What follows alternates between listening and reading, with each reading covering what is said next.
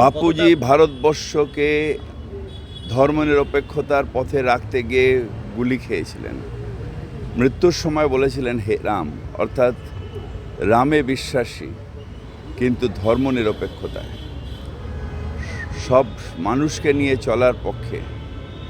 হিন্দু না ওরা মুসলমানের জিজ্ঞাসে কোনজন। সেই বাপুজি সেই নেতৃত্ব দিয়েছেন গান্ধীজি, যেখানে হিন্দু মুসলমান কিছু না, তাদের একমাত্র পরিচয় হচ্ছে ভারতবাসী, এবং সেটাই ভারতের হওয়া উচিত। এটা আমাদের দুর্ভাগ্য যে এখন একটা এমন সরকার আছে যে আবার বিভাজন লাগাচ্ছে। এরাই, এই আরএসএস, এই মুসলিম লীগ, যারা ধর্মনিরপেক্ষতার রাস্তায় কাঁটা হয়ে দাঁড়িয়েছিল, তারা একবার ভারতবর্ষকে অভিসন্ধি করে ব্রিটিশদের দালালি করতে গিয়ে ভাগ করেছে।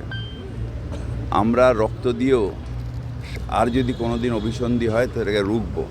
তার কারণ ভারতের মাটি সবার, হিন্দু, মুসলিম, শিখ, ইসাই, জৈন, বুদ্ধিস্ট, সবার আমরা যারা ভারতের নাগরিক আমাদের সবার। সো এখানে ওই যে ঘৃণার রাজনীতি, এটা বেশি দিন চলবে না।